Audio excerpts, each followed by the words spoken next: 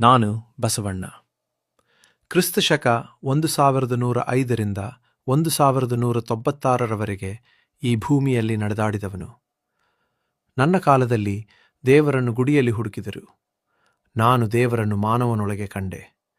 ಧರ್ಮ ಮಾನವನಿಗಾಗಿ ಇರಬೇಕು, ಮಾನವ ಧರ್ಮಕ್ಕಾಗಿ ಅಲ್ಲ.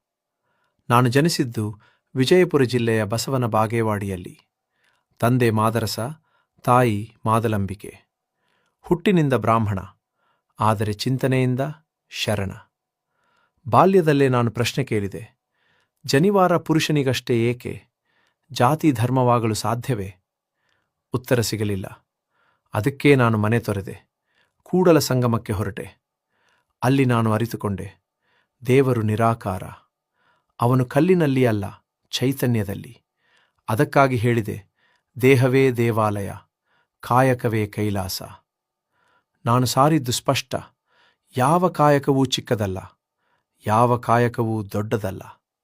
ದುಡಿಯುವ ಕೈ ಪವಿತ್ರ, ಹಂಚಿಕೊಳ್ಳುವ ಹೃದಯ ದಾಸೋಹ. ಕುಲದಿಂದಲ್ಲ, ಕಾಯಕದಿಂದ ಮನುಷ್ಯನ ಮೌಲ್ಯ. ನಾನು ಪರಿಚಯಿಸಿದೆ ಇಷ್ಟಲಿಂಗ. ಪ್ರತಿ ಮಾನವನ ಕತ್ತಿಗೆ ಶಿವನ ನಿರಂತರ ಜ್ಞಾಪನೆಯಾಗಲೆಂದು. ಜಾತಿ, ಲಿಂಗ, ವರ್ಗ ಯಾವುದಕ್ಕೂ ಅಲ್ಲಿ ಸ್ಥಾನ ಇರಲಿಲ್ಲ. ಎಲ್ಲರೂ ಶಿವಶರಣರು. ನಾನು ಸ್ಥಾಪಿಸಿದೆ ಅನುಭವ ಮಂಟಪ. ಅದು ಗುಡಿಯಲ್ಲ, ಅದು ಚಿಂತನೆಯ ಕ್ರಾಂತಿ.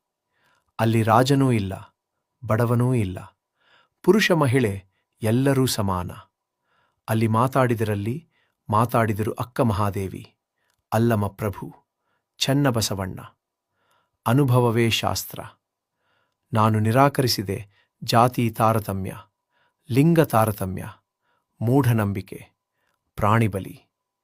ನಾನು ನಂಬಿದ್ದೇನು ಗೊತ್ತಾ? ದಯವೇ ಧರ್ಮದ ಮೂಲ.